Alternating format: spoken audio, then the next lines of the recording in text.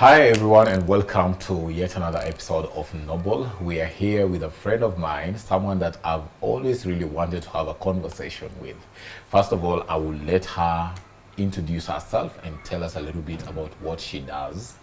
Yeah, Njoki, welcome to the show. It's been a while. We've been planning this for so long. Yeah. So finally, Njoki is a researcher. Mm-hmm. That's the best way to put it. She's also a community psychologist. So what that means is that she researches on problems to do with the community, the society, at all levels, individual, group and community, and interventions for the same. Why are you so much interested in the community? And what kind of community, for that sake? I mean, human beings in their nature are not solitary. You'll always find yourself in a group, be it with friends, family. So where you go, there is a group of people. So that's why. Okay. Yeah. So Njoki is one powerful woman I know in terms of women who are in career, women who are empowered. We've had all those conversations, and I know you resonate with them so well. Yes. And therefore, I know we are not going to talk about the 16 days of activism that is forthcoming, but I also want us to talk about the women empowerment in line with financial empowerment and what kind of freedom or liberty does it give women. So how important is it for a woman to be, for example, let's say economically empowered or financially empowered? Yeah. What option does this give a woman in a world where, you know, we are always trying to say, we are liberated, but in the end, still there's the way patriarchy tries to creep in every aspect of life. Yeah. So how important is it for a woman to be financially empowered? You know, the beauty about financial empowerment is that it gives you agency, gives you options. Yeah. So if I had my own source of income, then I have more choices automatically. So with financial empowerment comes a whole array of options that were not there before. Yeah. For instance, I have the ability to choose where to go. And that's just a simple thing. My presence is not limited by my finances, for instance. Ability to where to go, like where? I mean mobility, you know. So I'm not only restricted to one place because of my finances. Financial empowerment gives a woman agency. And in today's world, women really need to have the agency in reference to decision making, in reference to just allowing them to be and to make the decisions and feel like they actually are autonomous in whatever they do. So when you're talking about decisions, you know, they vary. Yeah. A woman can choose whether she wants to get pregnant or not. A woman can choose whether to terminate a baby or not. A woman can choose whether to go to school, further their studies, and give marriage or relationship a break or not. So what kind of decisions exist for women who are financially empowered? What freedom to decide? What freedoms vis-a-vis a lady, for instance, who doesn't have the same? So, I mean, that's a very good question. I'd like you to, you've mentioned briefly on the agency to be able to have options in reference to childbirth, for instance. So you see, if I have the financial empowerment, then I can seek options in reference to keeping or terminating, that's just one, or even the education, right? My access to doctors, to education. I have a whole lot of options because I am financially empowered. So that means by virtue of that, I'm able to get the best kind of education out there in whatever subject matter we're talking about right now. And that's just one thing. So there's a common phrase that says, when you educate a woman, you educate a society. Right? And so now with financial empowerment comes the options for education. You don't only have the mainstream, and I say mainstream, options of education. You can broaden your aspects so that now you're able to more follow your passions as opposed to what is available because of the restricted finances. Do you ever feel like patriarchy, for example, you know, creeps into our daily life. For example, you tie yourself to a man, or you know, you come up together in a relationship, in marriage, whatever it is, whatever arrangement exists, you know. Yeah. Do you think there's a way men, to some extent, want to have control over women? But again, when a woman is empowered, they're able to break those, you know, those controlling kind of tendencies from men. Yeah, absolutely. I feel like patriarchy is one of the things that we have to work on consistently to break. Yeah. But I'm also, I mean, I hold two opinions about that. Yeah. And I say this because we need to realize that when we're empowering women, we also equally need to understand that women are not solitary creatures, and so they're living in tandem with men in the same society, you know. So you have to empower both equally. It's only that for the woman and the man, there should be equitable action, not equity, really. So now to come back to your question, yes, I feel like patriarchy definitely influences how we go about women empowerment. And I'll give an example. Just recently, a very top-ranking former civil servant said that there needs to be review for the women rep position.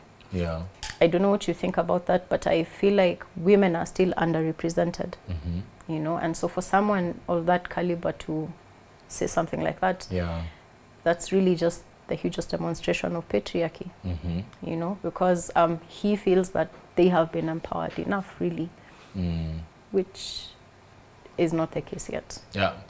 I mean, one of those spaces where we do a lot of, you know, activities that involves girls, and one of the backlash that I see from my male folks is that, hey, you guys are empowering more women, or women are more empowered than boys. So in terms of, you know, how in touch you are with, you know, the matters empowerment, do you think we are empowering more women and not empowering men? I don't want to say disempowering, because there are people with, you know, patriarchal tendencies who feel like empowering women means disempowering men, which is not the case, you know.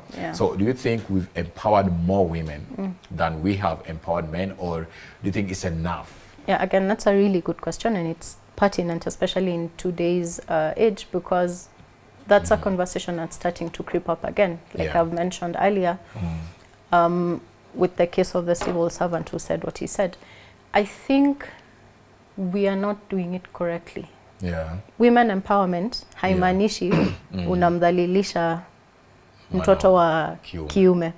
You know, you're not, it shouldn't be equated to misandry. And that's a mistake that we're making. So you have to realize that only an empowered man can handle an empowered woman. Right? And so if you don't empower them in tandem, then there is that power imbalance. Do you think there's that balance so far?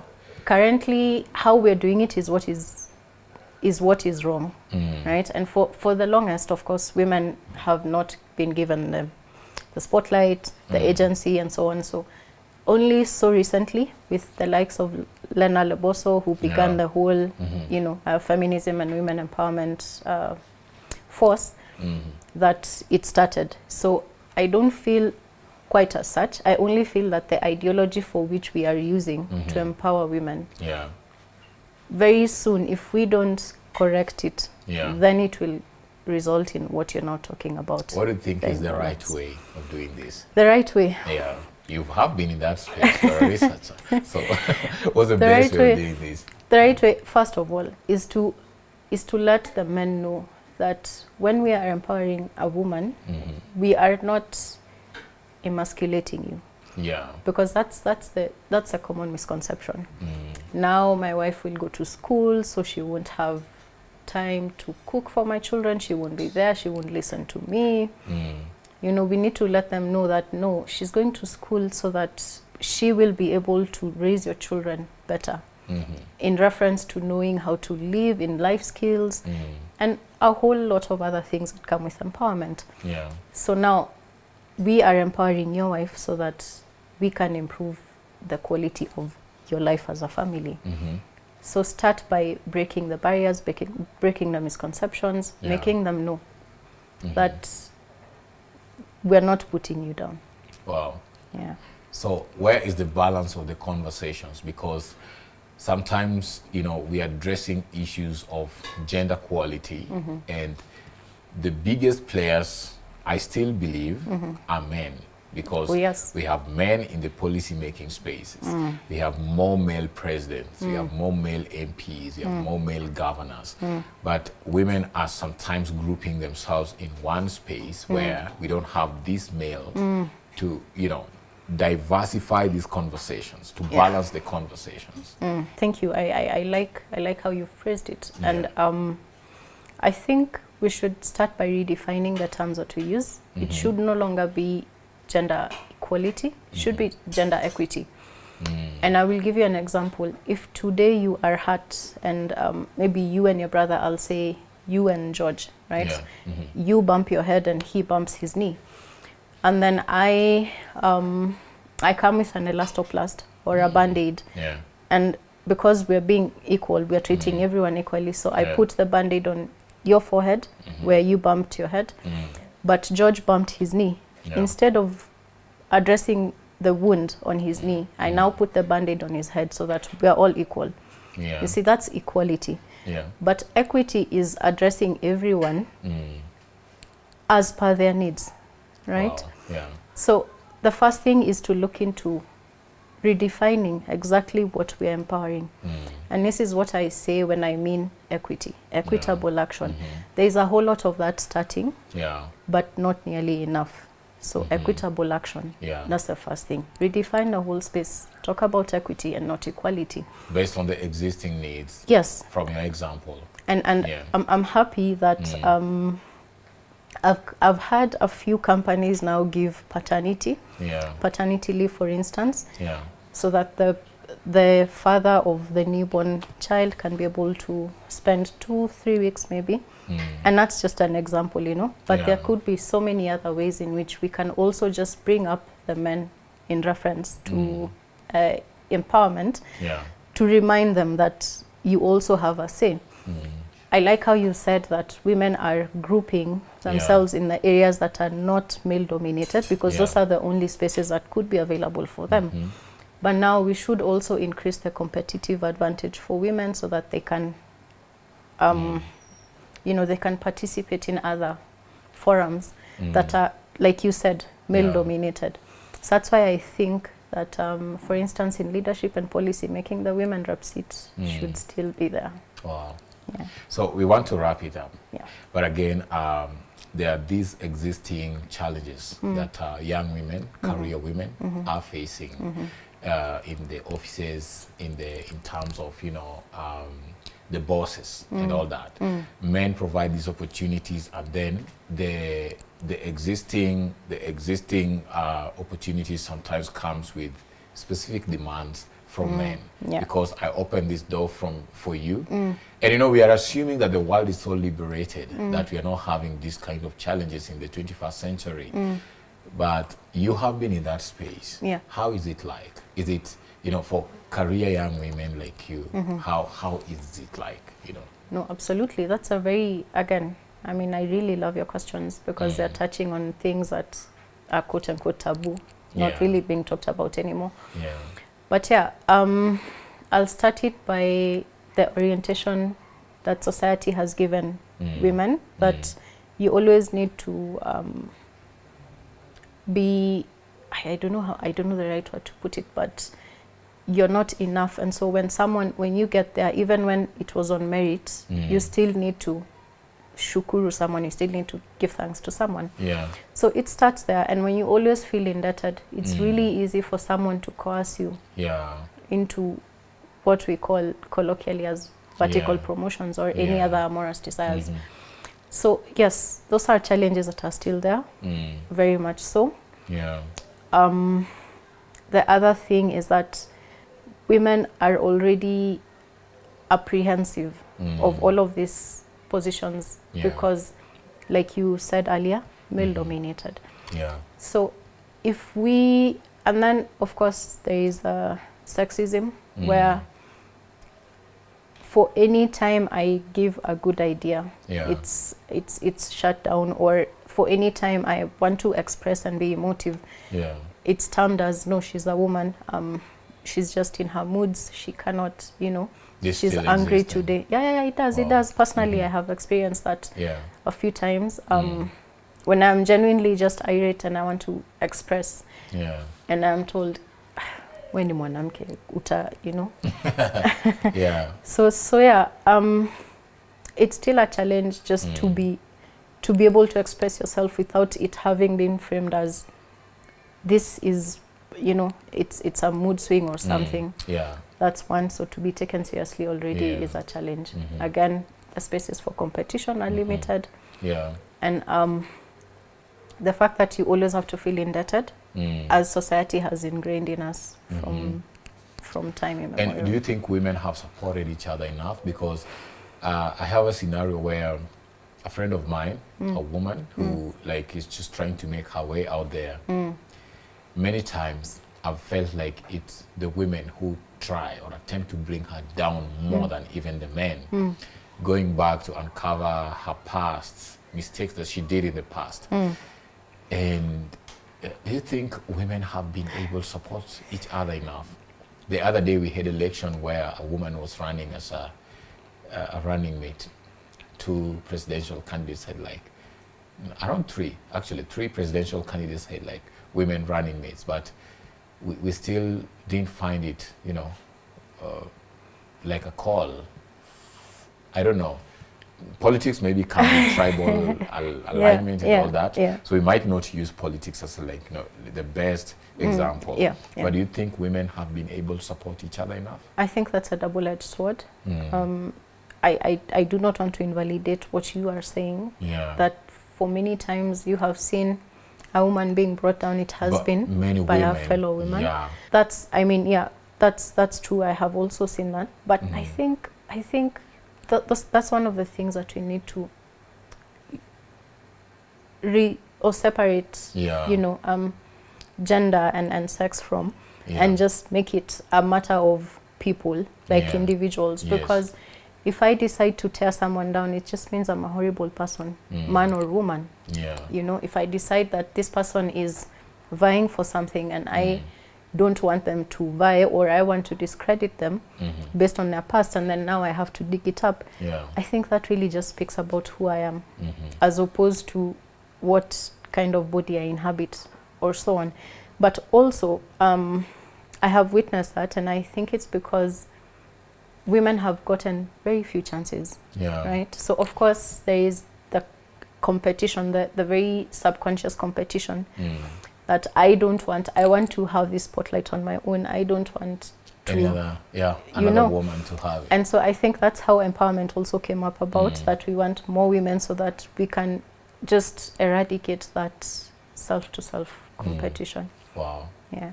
So, to any career woman out there, you have been there in that space. And you still have a long journey because you're still very young.